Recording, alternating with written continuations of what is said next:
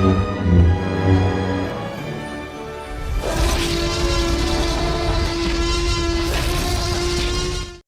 everybody, here we are for episode 92 of Now Showing with Mike and Wayne. We have a special guest, a first-time guest on our show, Isaiah Sheppard. Isaiah, welcome to the podcast. It's great to be here. So he said it with such conviction, ladies and gentlemen. I don't know what else to say. Like, he hasn't made up his mind yet. It's okay. I understand. So, Hollywood's been kind of nutty this last week. I don't know if you guys have been paying attention. A lot of craziness going on. In that craziness, though, the Batman has been released to HBO Max. Go ahead, Wayne. Yep. Nope. I was going to say the nuttiest thing I've seen is all the politics crap that continues to. The politics has been, I mean, kind of Hollywood to me is more of a distraction from the politics because they're both insane.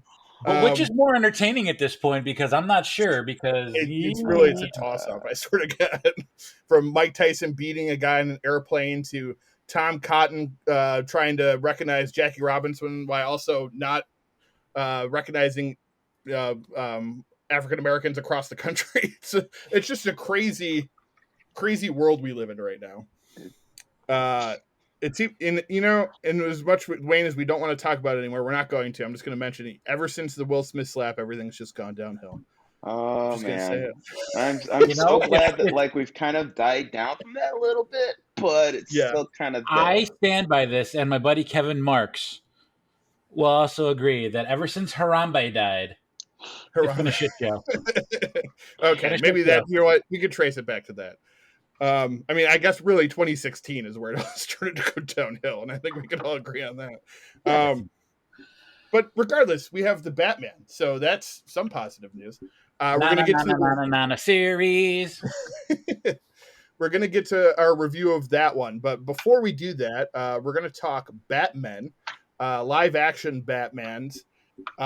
Isaiah, I assume you're a big Batman comic fan. Is that like Wayne, you're Superman? Isaiah, you were Batman growing up? Yeah, that's always kind of how it worked. I've read more Superman comics than I have Batman, but as an adult, I've read a lot more Batman comic books than I have Superman. So cool. And I know Wayne has always been the Blue Boy Scout. That's been his tried and true for a long time. Yep. Yeah, but I can even admit that his storyline gets so boring. So I like it when Superman becomes evil. Right? Yes. Those are better stories. Break my heart. Yeah. So we need to talk about my Smallville phase where I refused to wear anything that wasn't blue and red coordinated that lasted for 2 or 3 years. Oh man, that was a thing. Wow. That was a thing. I didn't know you then, Wayne. That's interesting. No. This is the first. All right, lay down on the couch. We're going to talk about that now. So I just want somebody to save me. Good Lord, no. That was the Smallville theme song by Remy Zero. So just in case, I very rarely watch that show. So I mean, it was good for the most part. It didn't pay off the way it should have, but. Yeah, I heard the first 4 or 5 seasons were really good, and then it kind of tailed off after that. I'd say up through 7. Yeah. Through 7? Oh, okay. Yeah, I agree with that. Yeah. Then we got emo Clark Kent Superman, and it was weird. Oh, okay. Well, I know this is a Batman episode, but the last thing I'll say about that is they tried to do Doomsday in season 8, but they didn't have the money to create Doomsday, so you only saw flashes, and he was actually a human version. It was really messed up. Yeah. So Batman. Well, it's crazy how the Arrowverse now has all that money where they can do whatever they want. Yeah. But back then it was very blasé. They didn't want to spend too much money on it. But even with the Arrowverse, that kind of got played out. Oh, of course, it gets very convoluted after a while. I mean, I watched, I think, the first 5 seasons of Arrow, and then I was finally, I was I just can't. Yeah. And then it's the 22 episodes every year, and it just became a whole lot to keep up with. So I got through Arrow, and then with Flash, I gave up because it just became too much about what was it, it became Flash and his wife. That was all they talked about. Just those two and their relationship, and I'm like, okay, that's great and everything, but it's a superhero show. Like, let's do other Right. things. And it's just, yeah, I'm surprised it's Kind still of like, on. yeah, right, exactly, yeah. But All right, going so into this, sorry, just jumping in. I've been on a superhero hiatus ever since Endgame, or really since Black Widow. The Black Widow movie was the last one we watched for the podcast, but yeah, I haven't recreationally watched a superhero movie really since Endgame for my enjoyment. So it was odd to review these old Batman movies and the new one.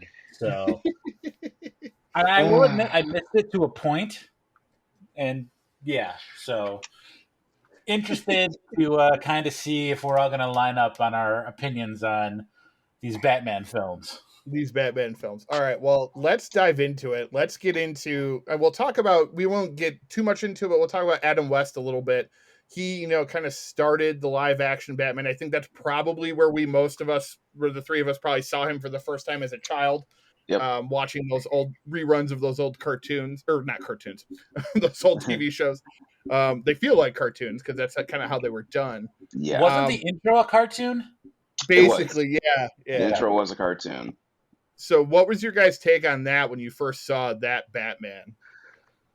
I know I didn't understand like camera stuff, so like every time they went into like a bad guy's lair and like the camera was canted and like everything was like slanted, like I was just like, Yeah. this is weird. And then like when you get old and you realize they just turn the camera, you're just like, oh, that's silly. And then like the whole thing where like the bad guy would do something and Batman would always have something on his utility belt that would counter that. I'm just like, growing up, was like, how did he know to have that? Like, I don't understand like this. evil shark spray. Like, wait, what? Yes. Like, why? How would you know to bring that? Bat skates. Yes, bats. Yes. Well, and I think, our friend JT, he's a huge Batman nut as well. And he, I think with that old show, he's like, when I got older, I realized that they were kind of it was more to make fun of a lot of stuff. It was more satire than it was like to be taken seriously. Okay. So it's just one of those weird kind of oddities, I think, from the time where, that's what people thought like superhero movies were. And that was the problem when they tried to make movies then out of just superhero movies, because then that's the basis they would have, was that old TV show. And it kind of, I think, really ruined a lot of the adaptations that we got prior to 1989, which is when the Batman came out with, just called Batman with Michael Keaton, directed by Tim Burton. I did get a chance to watch this one over the last couple weeks. I'm just preparing for the new movie. I wanted to kind of go back. It's still good. It still holds up. Jack Nicholson is phenomenal in the film. Definitely worthy of his Oscar-nominated performance. I like Michael Keaton. So, Isaiah? What's your thought on Michael Keaton? I know when I originally saw that Batman, like I really liked him as Batman and Bruce Wayne. So, I mean, I think he's a great actor. I think if they were to do like a Batman Beyond movie, he'd be a great older Bruce Wayne. I think he's one of the Batmen out of all the live action ones that I still hold in high regards. Val Kilmer and George Clooney, they're kind of especially after what I just watched with George Clooney. I'm just like, good lord, you got a paycheck. I understand this. Like, it's okay. It was, well, and he feels bad about it. So that's one thing to take away from it. He should feel bad about that, because that was pretty awful. All right, Wayne, what's your take on Michael Keaton? You still remember him fondly? Never rub another man's rhubarb. Wise words that Bruce Wayne should have followed. Yes. Nicholson. Sorry, go ahead. No, it's good. Yeah, I mean, Michael Keaton was just, he was fine, but he was just really overshadowed in that movie by Nicholson's performance, in my opinion. He was just kind of generic, vanilla. Like, there's nothing memorable about him as Bruce Wayne, and Batman was the gadgets and the toys and the costume where he couldn't turn his head. So, for me. And, I mean, I still love the first two. Mm-hmm. Just... Well, in watching Batman Returns again, I mean, you're right. The thing is like, it's crazy watching Batman because Nicholson is top billed.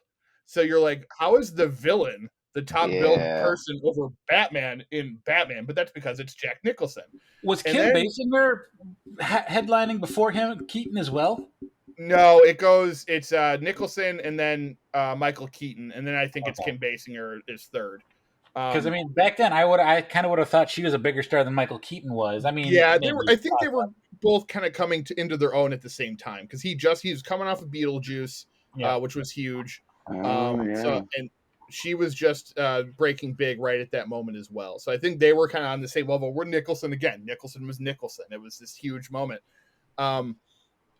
What's funny in Batman Returns, he gets top billing obviously this time, even though you still have Danny DeVito, Christopher Walken, and Michelle Pfeiffer. Michelle Pfeiffer steals the show in Batman Returns. I just watched that one again. Like the fact that she wasn't nominated like Nicholson was nominated is ridiculous because she was incredible in that movie. And I just forgot because I hadn't seen it in such a while. I really paid attention to it.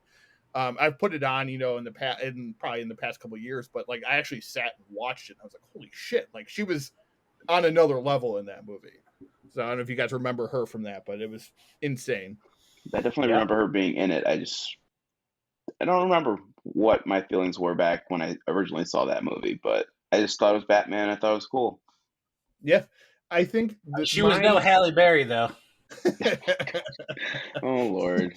We did review that movie over a year ago. We actually reviewed the Catwoman, and I had never seen it. It's not as bad as people say it is, but it's still bad. It's not a good movie. It didn't look like it was going to be good. Huh? It didn't look like it was going to be good. No, it was still suffering at the same time that it had that sheen of those early 2000s like Daredevil type comic book movies, which looked really bad. Yeah. But that was all we had. We had the X-Men and Spider-Man, but the other ones all looked the same and they were all kind of eh. Yeah. So that one just I think fell victim to that. Halle Berry though I think is really good in the movie. It's just it was difficult for her to do what she could in such a horribly written movie. And it was like you have I know we're getting off topic here, but you have all these superhero movies where it's okay, where everyone is fighting, and we brought this up I think when we talked about it, is fighting against the end of the world. Well, in Catwoman, she's fighting against cosmetics. Literally, the bad guy is the head of a cosmetics company, and it's like, Lord. Really, like that's what you did for this woman superhero movie? She fights against a cosmetics company. Like, come on! Like it was so bad. Out of all the stuff that maybe she's born with it. Maybe she's Catwoman. Oh, good Lord! Like with all the stuff in the comics that Catwoman deals with, like cosmetics is like page 2 of a 30-book comic, a 30-page comic. Like that's nothing. Yeah, it was that whole aspect of it just played really poorly. So we get Batman Returns, and if people can follow me, I'm just going to keep jumping back here. To me, Batman is a better Batman movie, and then Batman Returns is a better Tim Burton movie because it very much, if you watch Batman Returns, you're gonna be like, well, this feels like I'm watching Edward Scissorhands because it has like the same wintry opening, the same Danny what's his name, Elfman, Danny Elfman score, not the same, but similar type of score. And then so we get 3 years off from that, from very Tim Burton-y, to Joel Schumacher's Batman Forever. So I don't know if I was able to watch this one this week. I know I put you guys to watch Batman and Robin, but Batman Forever I've always held in a higher regard than Batman and Robin because of the villains, because of Tommy Lee Jones, absolutely, Jim Carrey, and they kill it. They're fantastic. And Kilmer's not bad. He's definitely trying to do Michael Keaton, but in a Joel Schumacher Batman, which very much wants to be a I'm drawing a blank on the guy who we just talked about, who was in the Batman TV series. Adam West. Adam West. He very Joel Schumacher very much wanted to make cheesy Adam West type Batman movies, but Val Kilmer was obviously not all about that. Like he was like, I'm playing this like Michael Keaton. That's how I'm going to play it. And then of course you get Jim Carrey, who's just like unhinged, as crazy as the Riddler in the new movie, but you're supposed to like not think he's a psycho at first. Because like Bruce is like, oh, you know, you got some great ideas. I'll work with you. And he's like, oh, are you gonna look at it now? Oh, maybe later. And he's like, oh, that's not gonna work for me. I'm like, who would talk to this guy? He sounds like a psychopath. Like, he's like completely unhinged immediately. I'm like, who would hire this guy? So, and then he turns into a murderer. So, it's the dialogue is terrible in Batman Forever. It's really bad. Nicole Kidman is so horny for Batman in her very first scene. It was like, I was like, whoa, calm down. Like, well, there was a kiss from a rose, bro. Huh? There's a kiss from a rose. What do you expect? Okay. I forgot that. When that song started playing in the credits, I started singing again. I love that song. Kiss from a Rose is my jam. It's a good song. It's a really good song. Baby! All right, and the rest of the podcast will just be our rendition of Kiss from a Rose. Okay.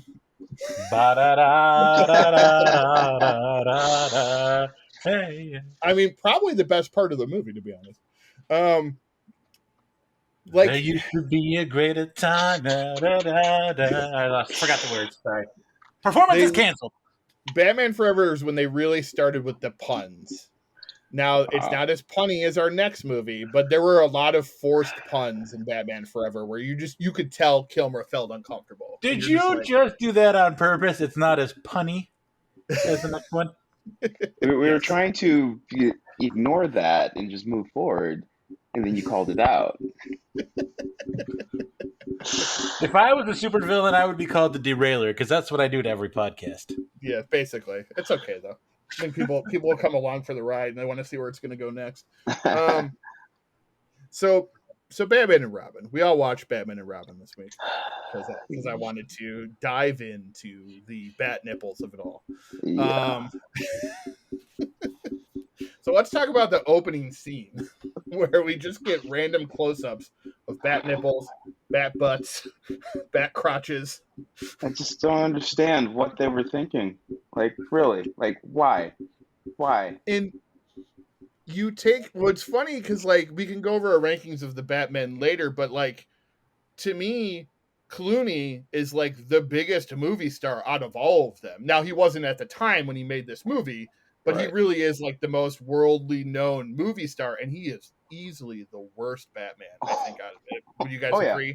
Out of all of them, he's last, and he'll probably tell you the same because I still remember when he was promoting. I remember he works Three Kings. He had to go. He was on like Letterman, and they were like, "Oh yeah, usually we have to lie and say how these movies are good, but this one's actually really good." He's like, "Yeah, now you know how I felt during Batman and Robin." So he admits that one missed. It's so bad. I felt bad for everybody in the movie, and I don't like the close-ups of all the bat crotches was really strange. Yeah. The cod pieces, and then when they did it with Alicia Silverstone, I was like, "What?" I'm like, "Why do we need another like setup? Like, here she is strapping in." Can we talk about her bad accent being Alfred's niece? Yeah, she wasn't even really trying. Really, she had this like proper like normal accent, and then she kind of like when she would talk to Uncle Alfred reverted to like a child. Yep. Almost. Mm-hmm. Yep. It was really weird. I was like, You're like 24 years old. What are you doing? Alfred's in his like 80s in this movie. It's like, wait a minute, you mean great uncle? Right, exactly. That was my other thought. Like, how old was her mother? I'm like, maybe they died in a car accident because one of them had a heart attack because they're freaking old as shit. Like, as I'm watching like the opening scenes of the movie, I'm like looking at like the set piece, like designs, like all the artwork, and I'm just like, oh, this is really cool. Like they did a really good job because this stuff didn't exist. Like somebody had to make it. Somebody had to come up with the ideas. And then I'm listening to them talk and like the acting, and I'm just like, this is awful. This is 18 minutes in, and I don't know if I can finish this movie. It was a struggle for me. It was a struggle to get through both Forever and Batman and Robin. It was a struggle. And you're right. when you say it looks good, like the bat suit looked really, minus the nipples. Yeah. The Batman suit actually looked really badass. I thought that was really cool. And I mean, Robin too, because if you think back to the Adam West Robin, it's like, whoa, he's dressed like a little boy in tights. What are they doing here? And Batwoman's suit too. They were all cool suits. They were just, the nipples were a weird addition. Yeah, yeah. If they didn't have that, they probably wouldn't take so much flack for it. Right. The scene where Alicia Silverstone and Chris O'Donnell's characters fight the black light paint guys, though, I think that was really cool. Like, there are good parts to it. It's just all encompassed. Like when they're speaking. Yes, it was a movie. If it was a silent film, it would have been better.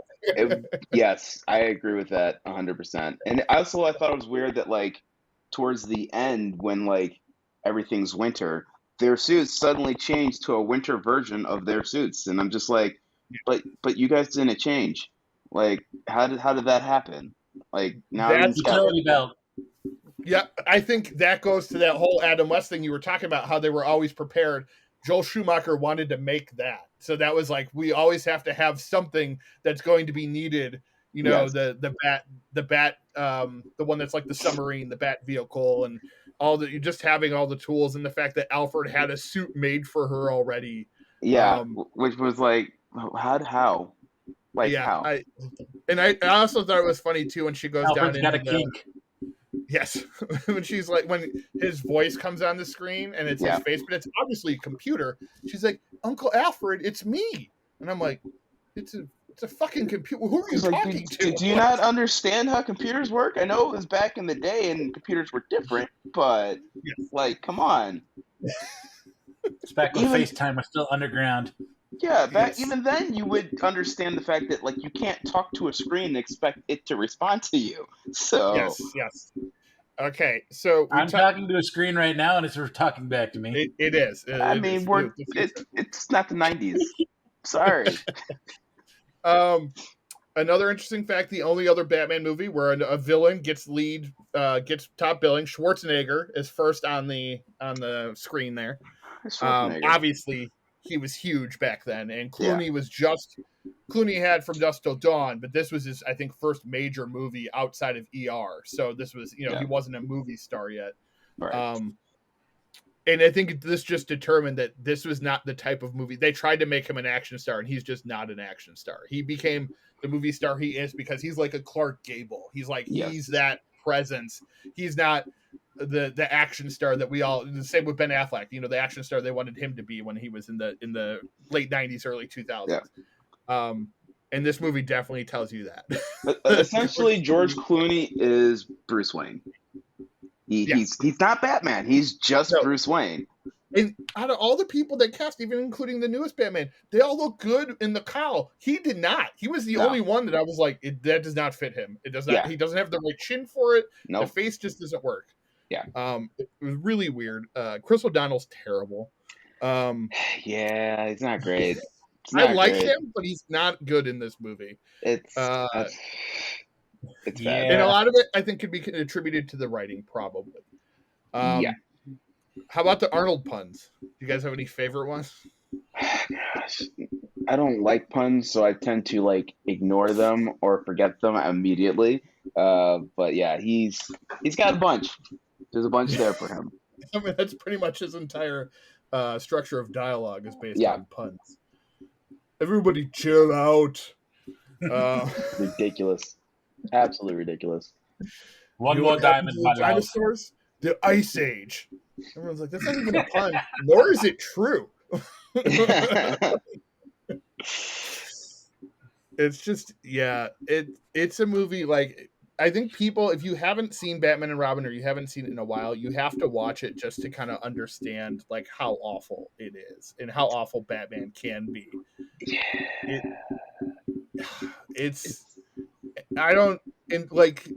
Reading up on it too, because it made like worldwide, it made like 200 and something million or 300 something $1 million, something like that. So it's successful enough, but still, obviously, the studio was not happy. Domestically, it didn't make that much money. Right. And it holds like a 12% on Rotten Tomatoes, which obviously they didn't have back then, but reviews were terrible back then. but they saw the studio's like, oh, the dailies, they look really good. I'm like, how? And I guess maybe if there was no sound, because you said, it looked cool. So maybe if they saw it without any audio, they're just like, man, this movie's gonna be amazing. It looks great. Did you hear the dialogue?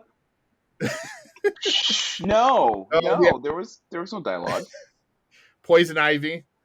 I think hers were all puns too. Like her entire dialogue was puns. Yeah, I think they were. She wasn't a terrible character. When she first burns down the lab, you know she really wanted to say, "Don't fuck with Mother Nature," but obviously this was a kids movie, quote unquote. Don't mess with Mother Nature. I was like, That was. Can we talk about Bane? Oh God. It's just a big fat guy. I mean, it's basically me with like dominatrix gear on. I feel like that movie itself would have done better if it was in the darker version of like the newer movies. Yeah. Agree. Yeah. Well, they've never done Bane right, in my opinion. I mean, either he's like all jacked up and chubby, or he sounds like an Irish Dumbledore. Oh, Mr. Potter. Yeah, that's true.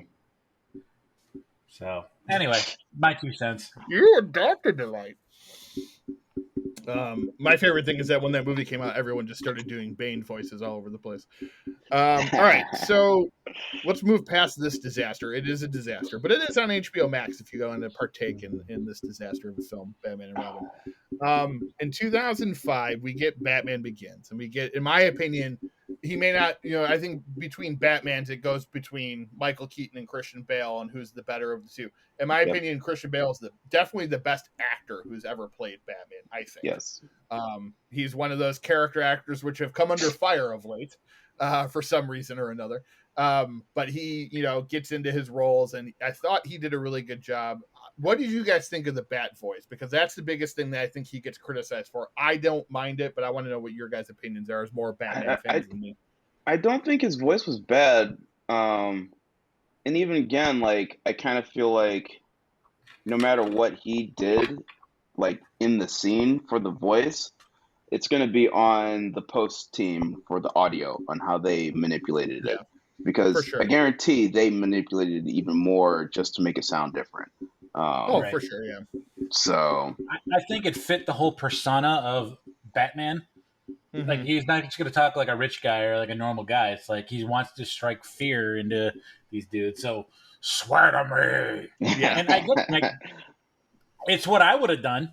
So right, exactly. Yeah. Well, and I think, everyone was just used to Michael Keaton and Adam West having their normal voice, but it's like at a certain point, you got to think like you would notice. Like, I think I'd be able to tell George Clooney as Batman and George Clooney as Bruce Wayne and be like, dude, that's the same fucking guy.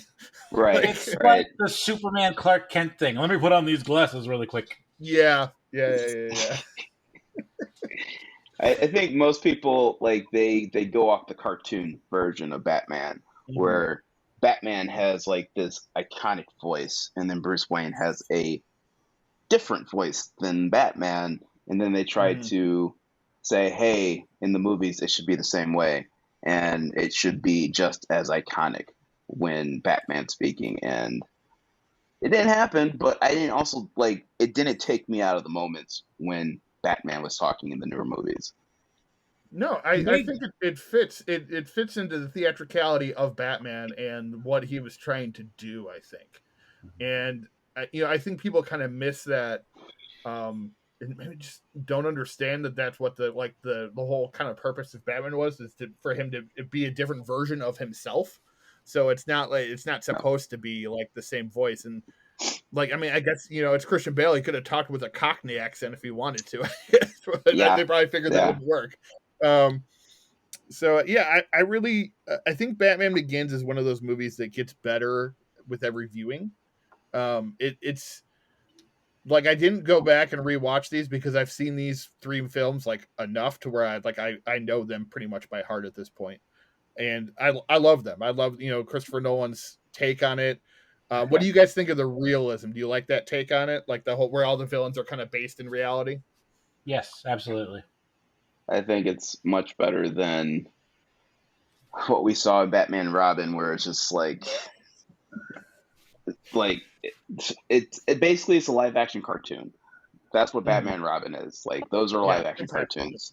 Versus the newer movies where you do have that realism, you do have that dark aspect of it, and I really enjoy those. I'm gonna jump in here and say Batman the animated series was far better than Batman and Robin. So, yeah, but that's me. I've heard all the series were. That's a series I still have yet to watch. That I've been told by several people that I need to watch that series. So, I've seen a couple. If you can dig up the episodes for sure. Definitely watch it. Yeah. DC does a very good job when it comes to cartoons. That's what I've heard. Yeah, I haven't watched a lot of them, but everyone's told me that I needed to start watching like the movies and the cartoons and stuff, the animated films.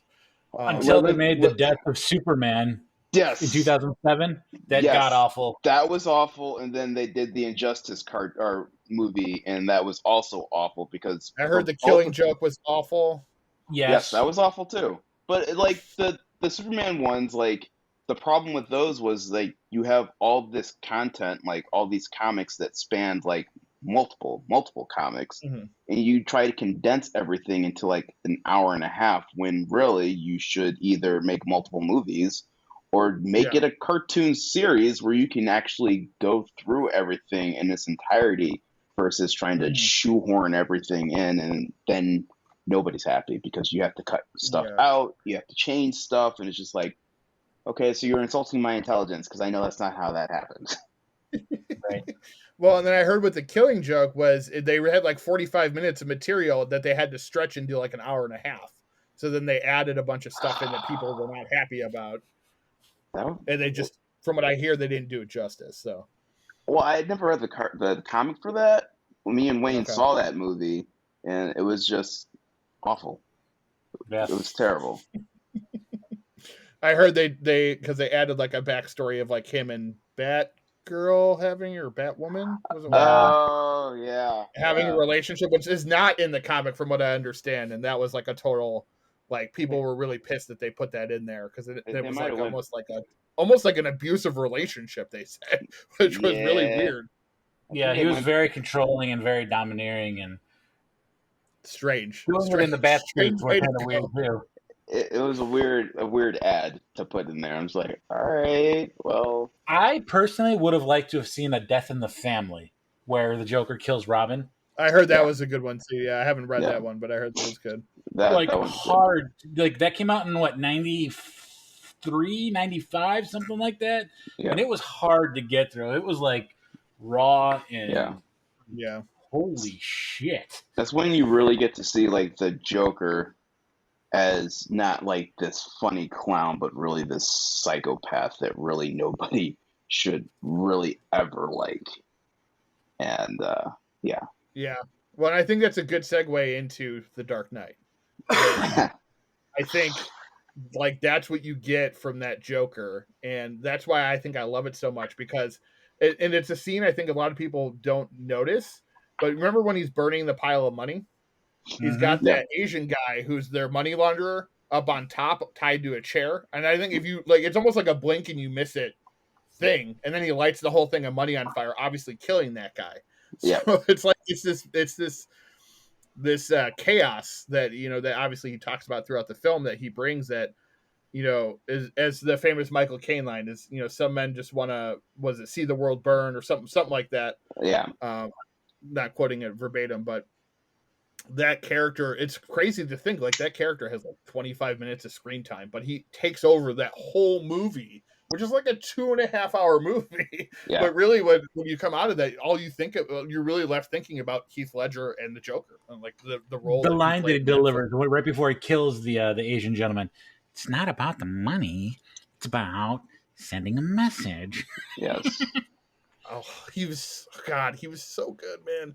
He was so good. And it just to see, Wayne, we've talked about this many times just over the years, Wayne, about how people doubted whether he'd be good for that role. I knew just from some of the stuff I'd seen prior. And of course, a lot of people did. I'm like, he's going to nail it. Just watch. And he destroyed it. He was incredible. And I think that's where that movie kind of lives on a little bit is in him. And that's what people remember most. But like I said, I think what's crazy is how little he is actually in the film. But his character kind of is there, is, you know, you feel the presence of him even when he's not on screen, which I think is an incredible thing to do. And Isaiah, I've told you this before. We've had this conversation. I personally felt that there should not be another Joker portrayal for at least a decade. And I think we've got 3 did. I mean, it's hard to have an actor portray the Joker at its peak and then have somebody else come in and try to do the same thing or try to outshine that other performance just because of the situation. And it's kind of like, I don't know. I also kind of feel like, as much as I don't see a need for another Joker in a Batman movie, just because we've seen it so many times, Joker is Batman's essential villain. Like, he's the guy he's the yin to Batman's yang. Like, he's always there. So you can't really have Batman without the Joker. For sure. Which is unfortunate. In our review, we're going to get into that a little bit, I think. But you're right. I mean, it's, you know, when you think Batman, you think Joker. And I think they did that with the TV show, too, because he was a huge part of the Adam West TV show. Was it Cesar Romero, I think, right? Yeah. So, I am incredibly biased, but I still think Mark Hamill does a really fantastic Joker. Yes, I have yet to see, I think, because was he part of one of the cartoons, right? The cartoons and the Arkham video games. Yeah. Okay, so I've seen and heard him a little bit, but once I get into the TV, the animated shows, I'll experience it, I guess, in full. I know he came back for the Killing Joke, I believe, right? Yeah. Because it's a kids show, he couldn't be. The character couldn't go as sadistic as they probably should have pushed it. But still, you can't make for a kids show. You can't make the Joker actually appear the way he does in the comic books, because then, you know, that show doesn't get made anymore. So. Right, exactly. I loved how kids wouldn't really freak out if the Joker cut his face off. It'd be okay. I saw it on TV, so I just wanted to do it. Yeah. Your turn, mommy. Oh gosh. What I loved about the Dark Knight was every time the Joker came in, it was almost like a new intro to him. Yeah. And you have the opening scene where he rips off the mask with William Fichtner, and then you have the scene where he comes into their meeting where he smashes the guy's head into the pencil, and every scene is like a dramatic entrance, and I thought that was perfect. Like, that was a great way to do it. Obviously him having his own score helped with that too, because he had every time he had that song that would come in, that just, as it would get more chaotic as something would happen in the scene. I love the scene when he shows up at the party, where he's telling one of the stories about how he got these scars. Such a just like a cool portrayal, and not only on Ledger's part but on Nolan's part, on how to intro him into that movie every time. Really just kind of cinematically incredible, in my opinion. I know some people think he oversaturated that movie with that a little bit, or when you remove the Joker, there's not much there, but I disagree. I think that movie is fantastic and probably my favorite of all the Batman films. In my opinion, it is the best one. Yeah, so. I think even again, well, I don't want to give away what we're going to say about the new one, but so it's a shame that they did make a third one. What is it? Dark Knight Rising? Dark Knight Rises. Yeah. Dark Knight Rises. Yeah. I mean, you had to at that point. Like, I liked it. A lot of people do not like it. I really did like it. I'm one of those. I didn't mind it. I'm lukewarm on it. I definitely didn't mind it. I thought it was a fine movie. Anne Hathaway as Catwoman, it is what it is. It's not a big deal. Yeah, I don't think they used her enough, to be honest. No, they didn't. Yeah. It was definitely weird. Like, he should have. The only thing I could say he could have done a better job, and I think what we're going to get in the Batman series, is sprinkling these characters throughout, so that when you give them a bigger role, they'll shine a little bit, and you'll be like, oh, I remember this guy from the first movie, or when that one scene they had, or whatever. Yeah, I think they've already done a good job with that, where Nolan was still stuck in the mindset of, we have a villain, we have to kill them, And then, except with the Dark Knight, which he didn't want to kill the Joker, and the idea was the Joker, I believe, was going to be the Scarecrow part in Dark Knight Rises, where the Scarecrow becomes like the judge. I'm pretty sure that was supposed to be Joker, but because he passed away, they didn't want to do that. So his death changed the ending of that a little bit. I didn't even think about that. How there Joker was a rumor that we were going to get the Joker trial like after as the third movie. That would have been so much better. Yeah, that would have been so much better. Wow. Okay. And I don't like, and I think, going to, like, you could argue that Schumacher did this, like the fact that they do I love Joseph Gordon-Levitt. I think he's incredible. Yeah. But the fact that they're like, call me by my nickname, Robin. Like, I'm like, come on. Like, really? Like, this is you should use your real name, Robin. It's nice. No, that's what it was. Yeah. Yeah. Well, I think with that whole thing, which is also not Robin's real name. So, right. Like you sprinkle that little Robin thing in there, and then you don't do anything to make it pay off. So it's just kind of like, okay, we see what you did there, and no, thank you. Did that just feel like it was shoehorned in? Like somebody had an idea, like last minute? It totally was shoehorned in. It was shoehorned into the fact that they weren't sure how much people were going to love this movie or not, and they knew Bale was done.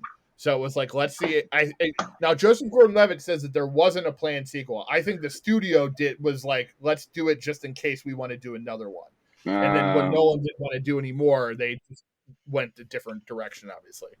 I will say the Alfred scenes at the end of the movie were very good and redeeming. Yes, of course.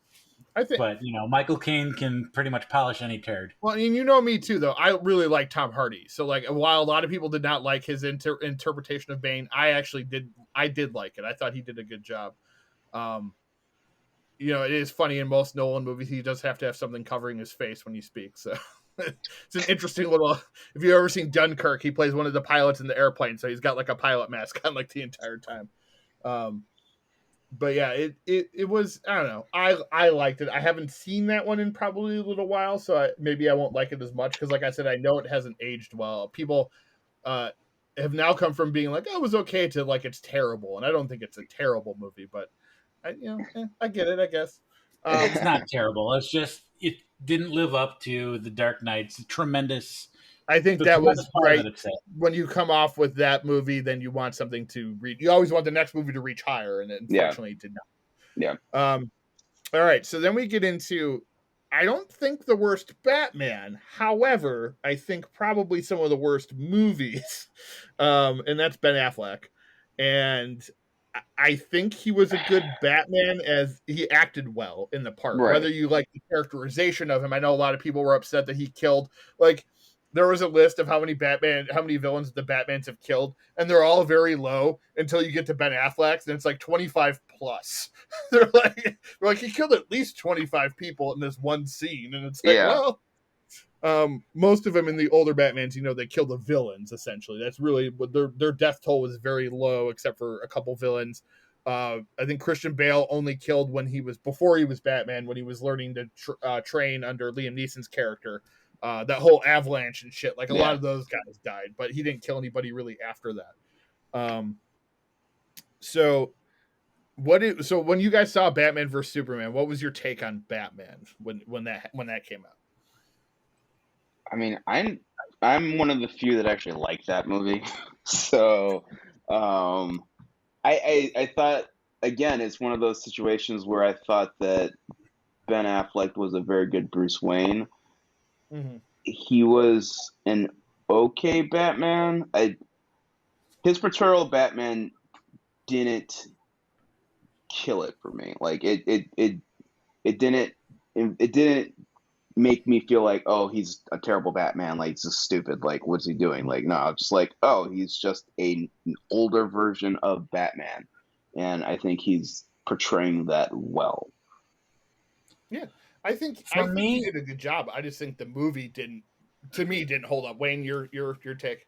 It was basically a Batman movie featuring Superman for me, because it was really heavily Batman centric in my opinion, and I mean, it's fine. Like, it's not fine, Martha. And I'm sorry, I just watching this, even though Batman's got all these plans and everything, and Superman just hovering there, it's like laser beams, dead, over, carry on. No. And just like everyone will come back with kryptonite, bro. It's like, how much kryptonite do you think is on Earth? I mean, seriously, come on now. It's just. I mean there's not a lot, but Bruce has got it, so.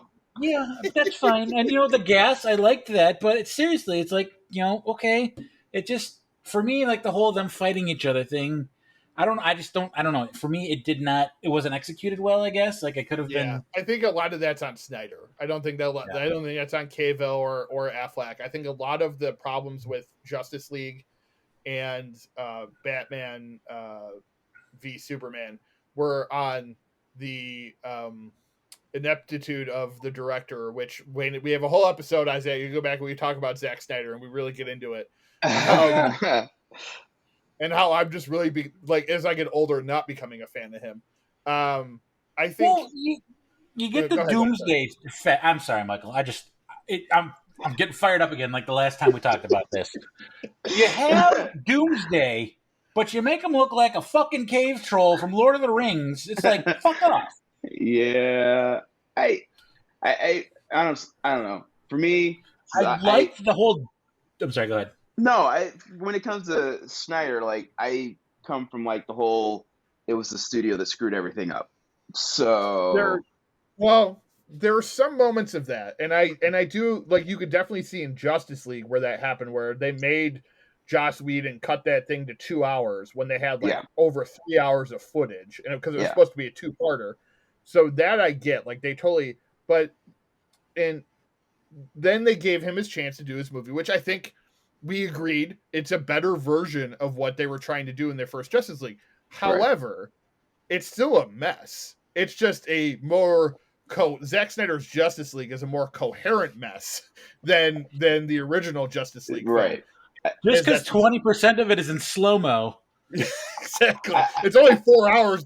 It's 4 hours, but there's like maybe 50 scenes in the whole movie because everything's in slow motion. I'd say. Right. Well, I think the thing was like with the original Justice League, like they basically were trying to make a Marvel movie, which that's stupid. That's not your lane. Stay in your lane. If you didn't set out to do it in the first place, don't do it. And that was exactly.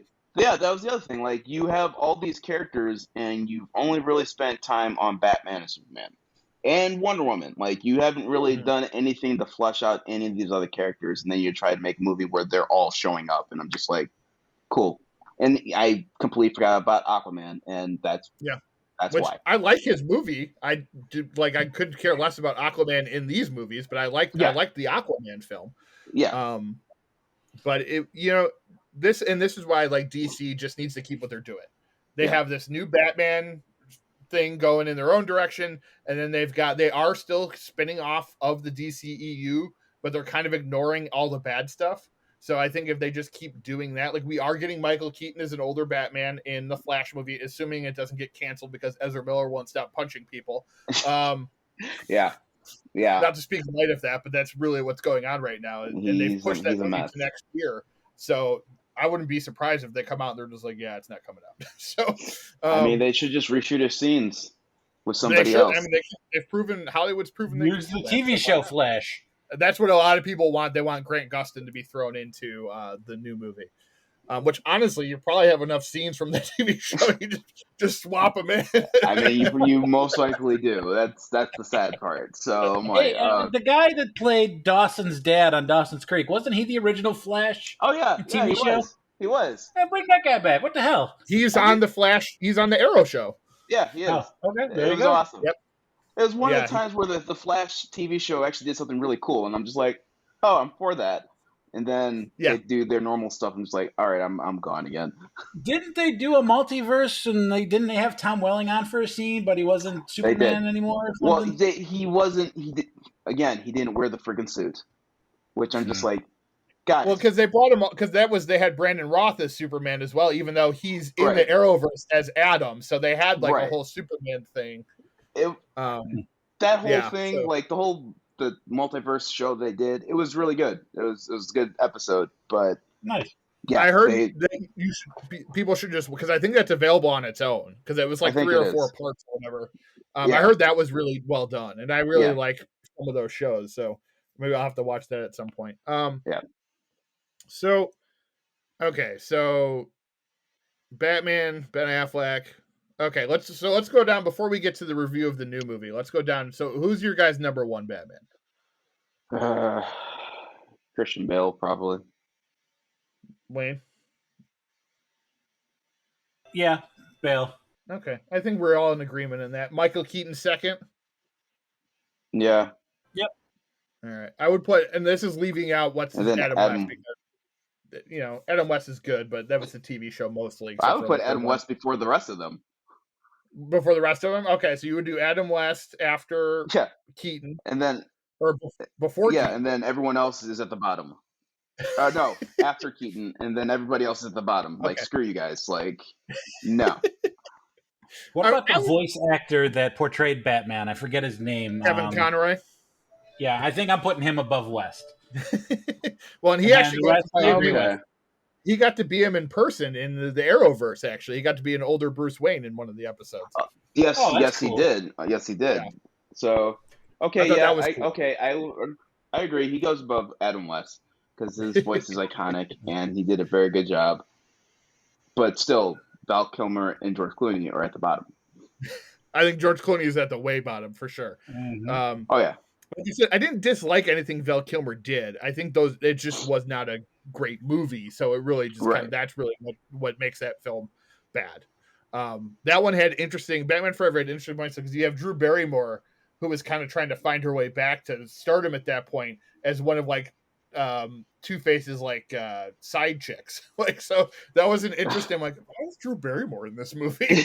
why is she so low? She was the angel or the good side, right? Yeah, she was the good one. Yeah, she ended up being with the Riddler, where Debbie Mazar from Goodfellas ended up being the dark angel, basically. The dark side of his face. Or the very pink side, rather, because it was very pink. Yeah. So anyway, okay. So next we're going to go on to our reviews of the week. I love the Batman voice there. So we're going to start off with, obviously, The Batman, directed by Matt Reeves, starring the new Batman, Robert Pattinson, starring also Zoe Kravitz. Sparkly vampire ass out of here. Starring Zoe Kravitz, and also Colin Farrell as the Penguin, which a lot of people may not know that. Jeffrey Wright as Gordon, and of course Paul Dano as the Riddler. And we get this basically Seven style. Everyone's using that comparison, so I'm just going to stick with it because it really does. It opens like Seven, so it's very much done in the style of a detective noir mystery thriller. Trying to figure out who what's going on. We already know who the killer is, so it's more trying to figure out why he's doing what he's doing. It's a really like atmospheric film. It definitely really hits that. I don't know if you guys are familiar with Seven or if you've seen it as much as I have. My wife loves that movie, so I've seen it. What's in the box? What's in the box? That scene, the very first scene where Batman shows up at the crime scene, is just like out of like the opening of Seven. Like it's almost like not shot for shot, but it's pretty close.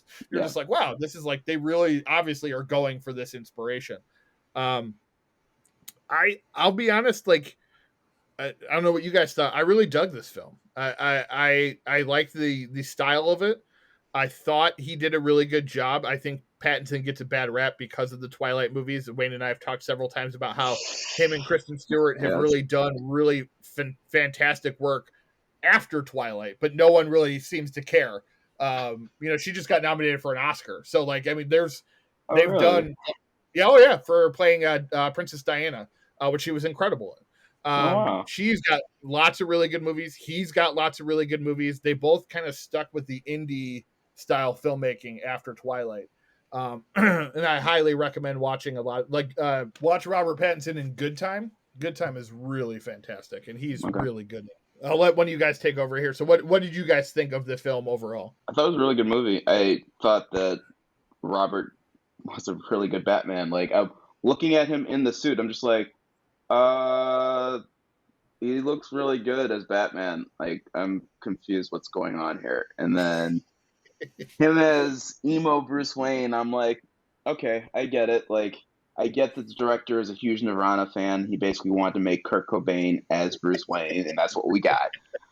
But yeah, I thought it was really good. I thought it was really well executed. It was cool to see like parts of Gotham that were actually just Chicago, and I'm just like, oh, I know where that is. Oh, I've been there.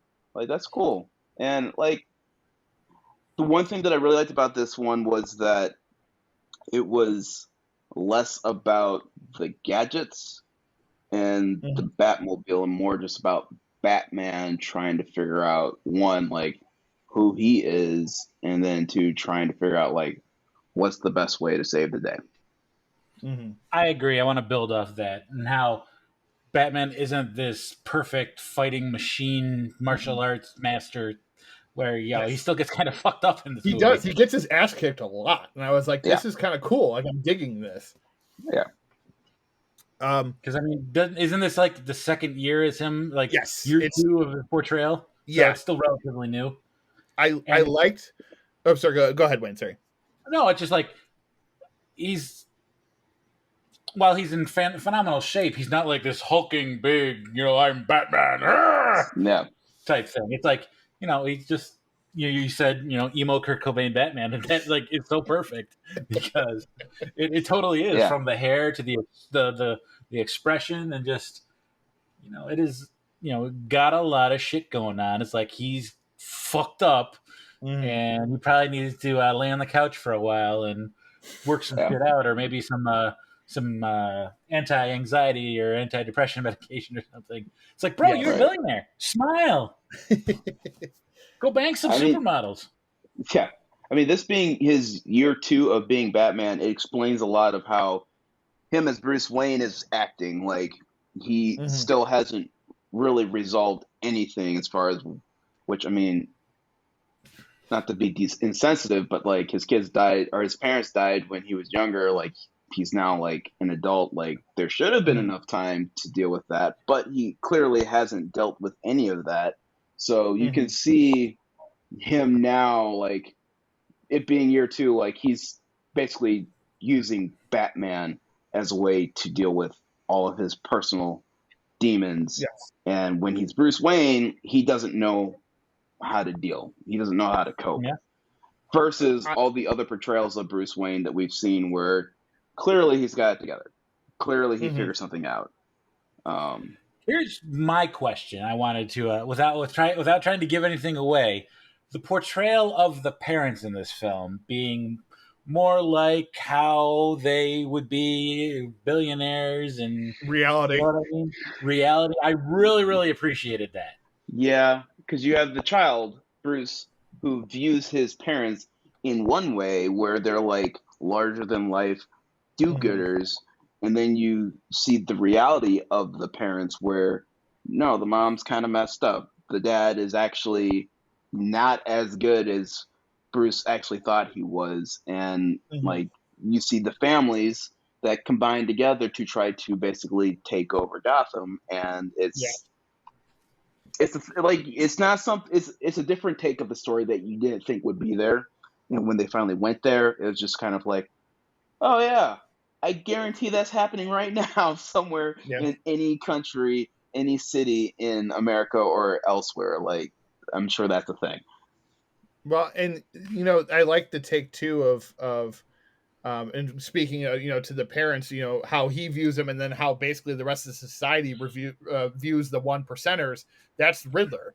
Riddler is shining a light on the rich people of Gotham and how they really don't care about anybody else. So in a certain section, Riddler also becomes a vigilante to certain people, and I liked that aspect to it.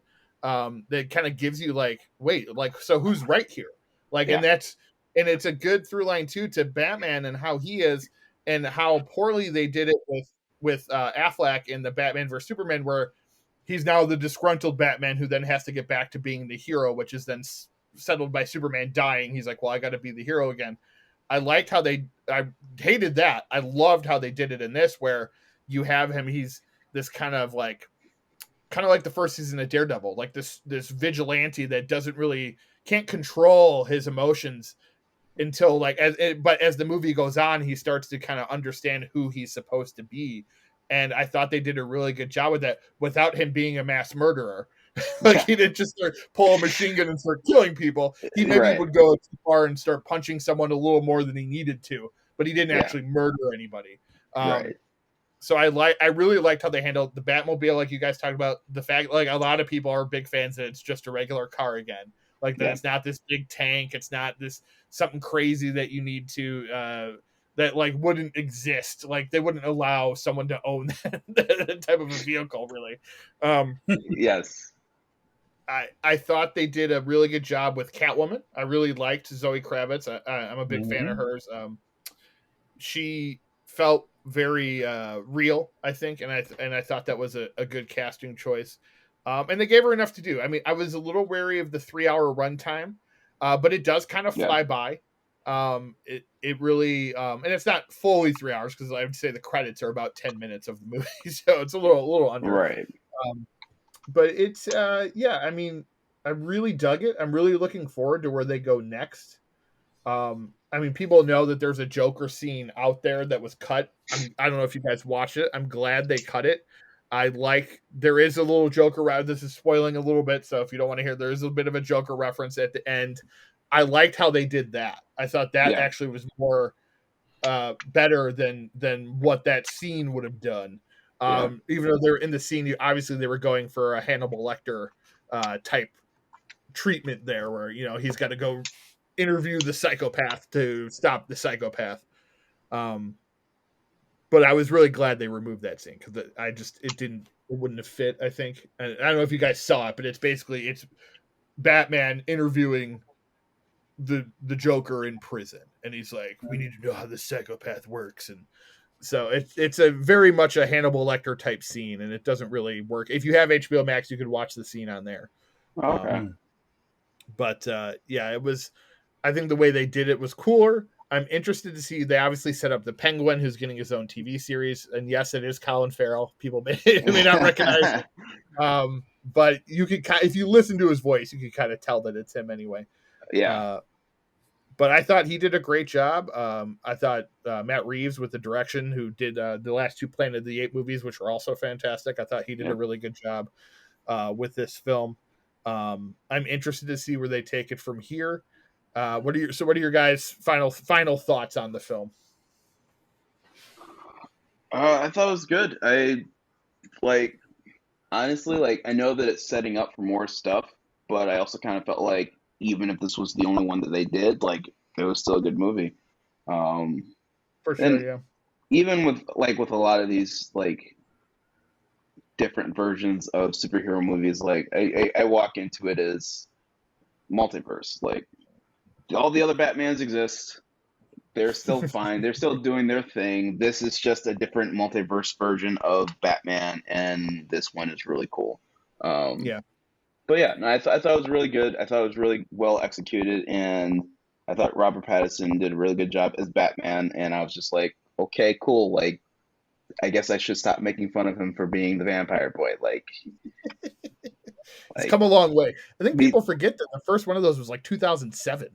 So it's been a long time. It's been a long. It's not like he hasn't done other stuff, like you said, but Cedric Diggory done turned into a vampire. Fuck you, Voldemort. It's all his fault. It's all his fault.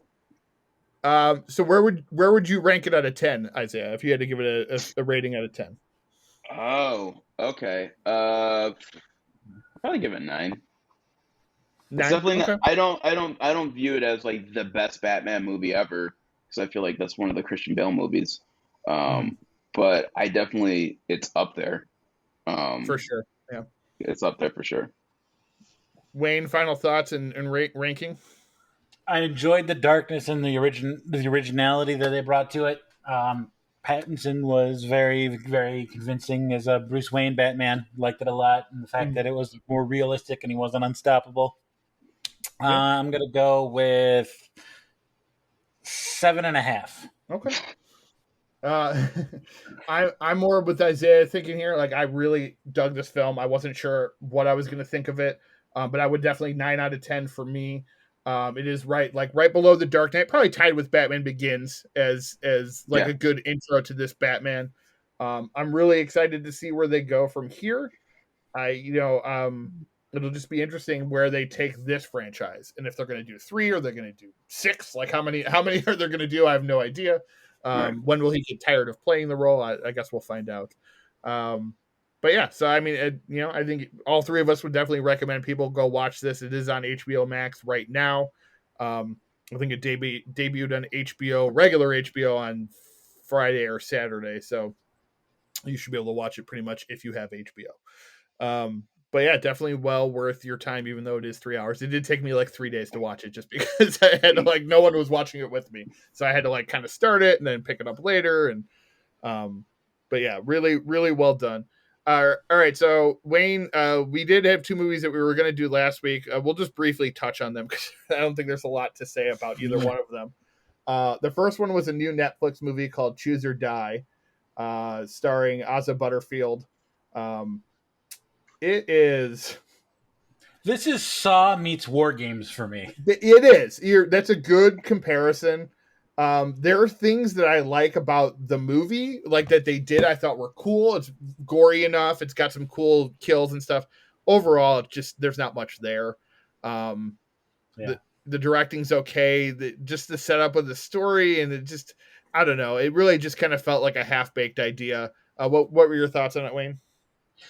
Yeah, same right there. It started out really intriguing, and then it just didn't deliver on anything. It's just kind of like, wait, okay, hold on.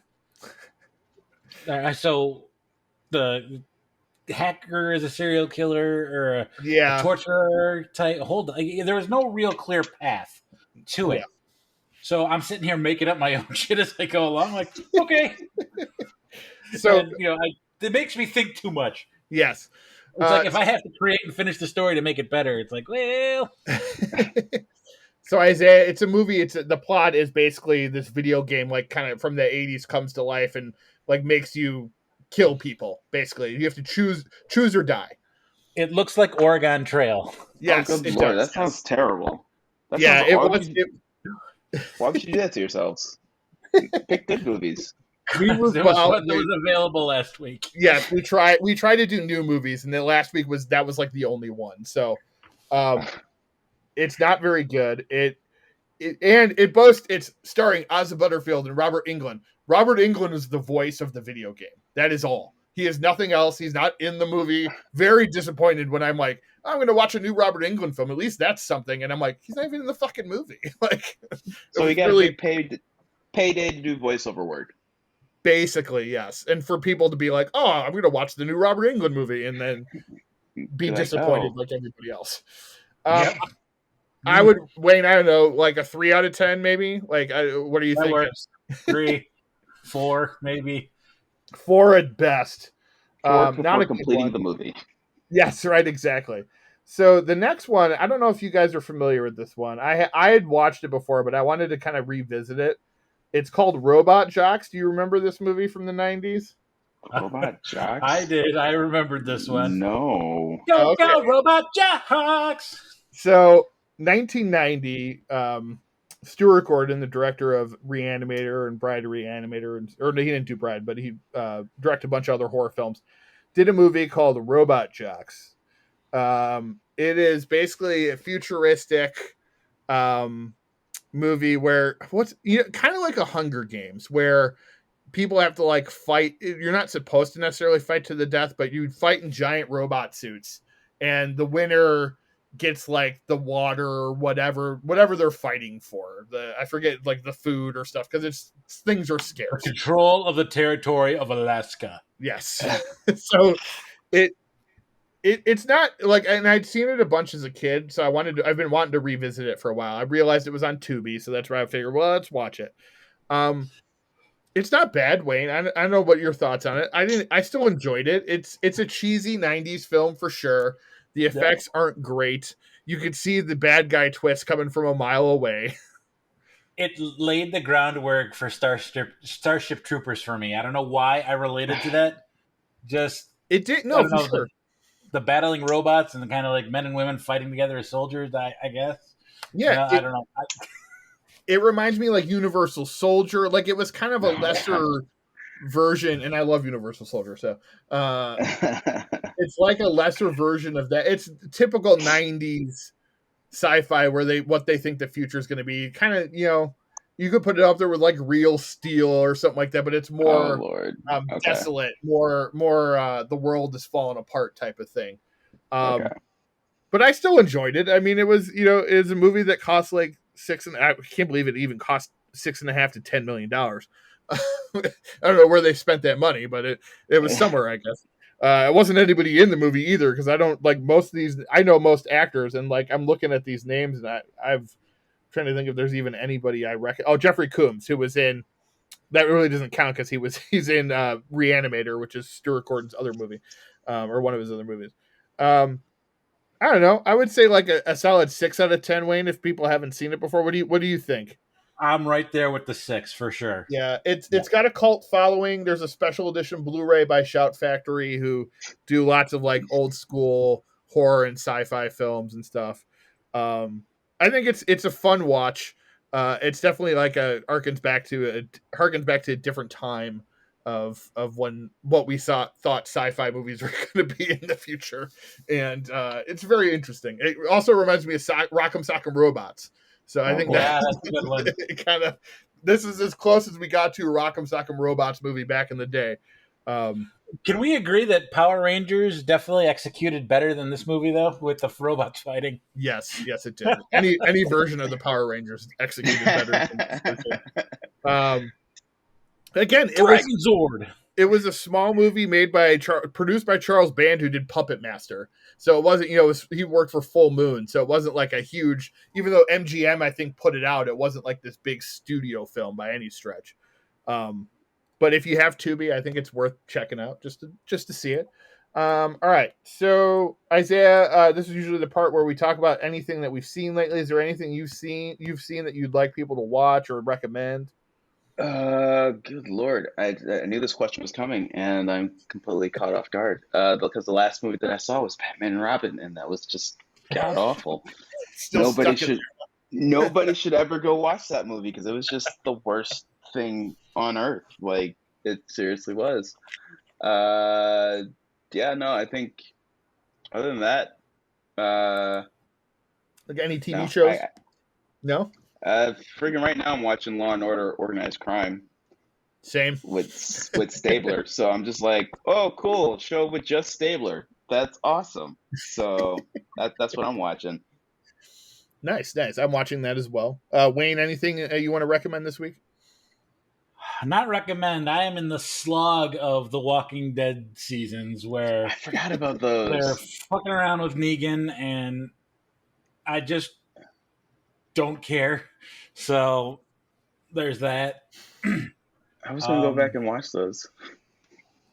The first 6 seasons, with The Walking Dead, you remember, right? And you just get to this part, and I don't know. I just hope it picks up and gets better because this is right around the time I stopped watching back in 2017. Yeah. So, well, I saw that they're going to end the series, so I was like, let me go back and watch it. Yeah, but then they're starting something with Maggie and Negan. Maggie and Negan are getting their own show. Yeah, the guy that killed her husband. It's like, okay, how does that track? Why doesn't it end with shotgun to the dick? Yeah, we're gonna hope that the audience is either forgotten or the people who remember are gone, so we can do something else. All new fans, people are like, what is this show? Yeah. So I've been off that for a while, so I don't even know where they're at anymore, except that it's ending. Well, and other than that, not too much. I don't recall watching much. All right. Nothing to report. I did finish my Errol Flynn watch, Wayne. I watched They Died with Their Boots On. So that's my 4th Errol Flynn film of the month. Yeah, Captain Blood and They Died with Their Boots On are 2 of my dad's favorites. So I recall watching these as a child a lot. Captain Blood was probably my favorite. Yeah. But this one was pretty good too. This is more like a war western. Interesting. So, do you have another actor for me to go back and visit, or Isaiah? Any suggest? What I've been started doing, I just started doing this last month. I've watched a ton of movies my entire life. I haven't watched a lot of the classics because my dad was one of those people that, like, once he watches a movie, he doesn't watch it again. So he wasn't like, "Oh, here, watch this movie." So, if you have any suggestions for actors that I should go down this road next, let me know. Yeah, as Wayne can attest to, like, I don't remember actors' names too often unless I've seen them in a bunch of stuff. But yeah, I got nothing for you. All right, Wayne, who you got next? Give me. Why don't you tell me about Sidney Poitier? Sidney Poitier, I like that. Okay, I've actually got a bunch of his movies lined up because I've only seen a handful of them, so I'm gonna go down that road. I like that. Yes. I did watch No Holds Barred with Hulk Hogan. Oh gosh. Masterpiece. That's all I'm going to say. It's an incredible film that everybody should watch. You have to hunt it down, though, because it's really hard to find. I watched X, which is a new horror slasher from Ty West. Really good. Highly recommend that.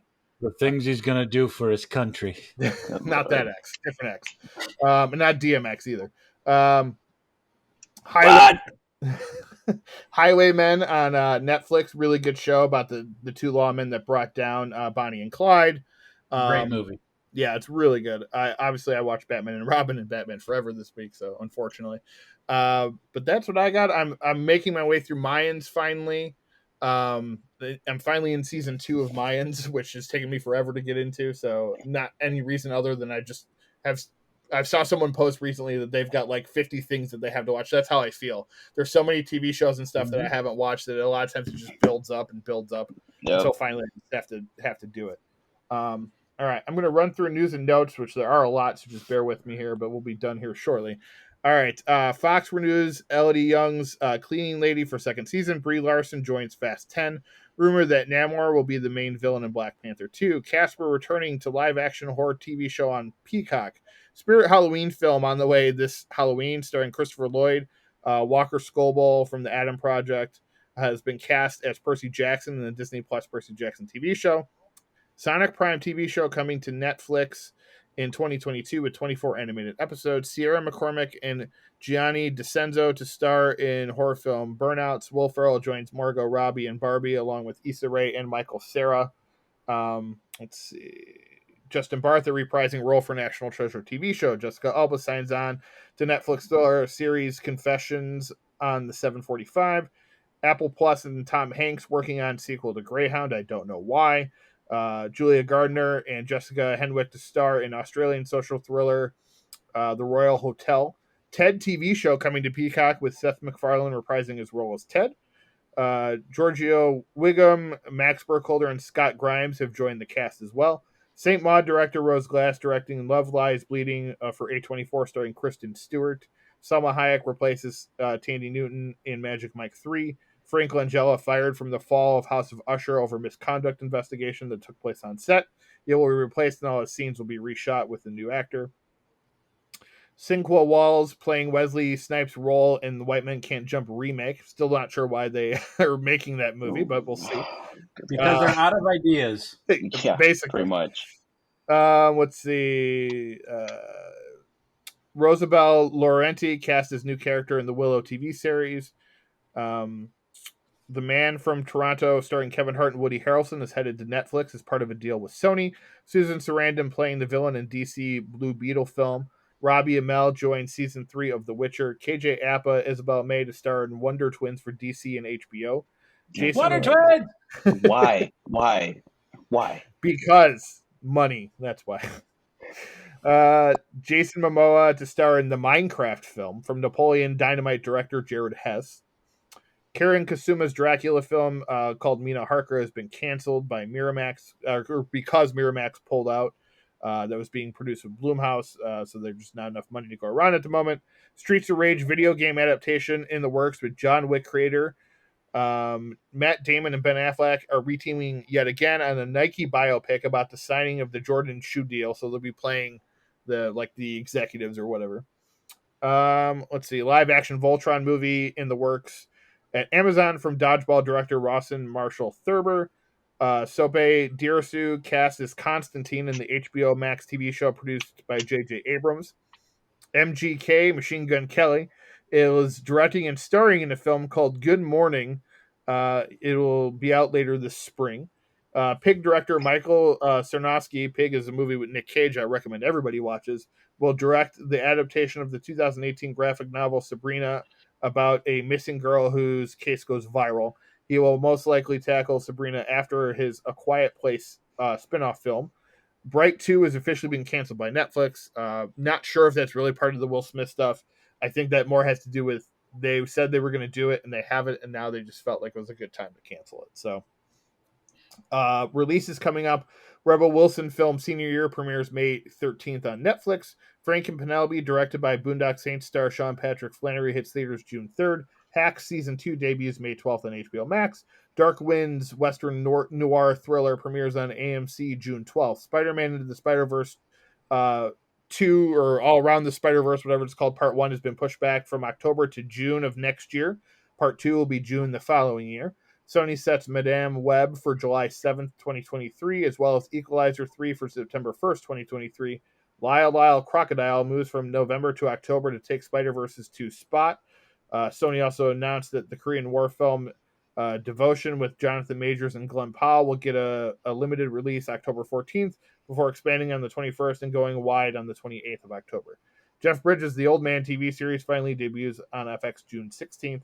David Cronenberg's Crimes of the Future, his first horror film in about 20 years, hits theaters June 10th. Deaths over the last couple weeks. Kathy Lampkin, Texas Chainsaw Massacre remake, and No Country for Old Men, dead at 74. Sarah Mostajabi, comedian, Robot Chicken, dead at 37. Gilbert Godfrey, obviously a big name comedian, another one, has passed away in 2022, dead at 67 after a long illness. Liz Sheridan, Jerry's mom from Seinfeld, follows just a couple weeks ago as George's mom from Seinfeld just passed away. Liz Sheridan was 93. Rio Hackford from Swingers and Tremaine, son of Taylor Hackford, the director, dead at 51. And Robert Morse, Broadway star and Mad Men actor, dead at 90. So that's the show for the week. A lot of news there because we missed last week. Isaiah, we appreciate you coming on the podcast. Thank you for having me. It was fun. Yes, sir. Glad, or hope you had a good time. No, I did. It was great. It was great. Batman. Why not? Wayne, any final thoughts? Nope. Give our audience something? No, nothing. All right. Come back next week to see what else I can come up with. Ooh, a tease, everybody. All right, everybody. Well, thank you for listening to Now Showing with Mike and Wayne. Ronald Reagan, the actor? Hasta la vista, baby. Hey, everybody, we're all gonna get laid.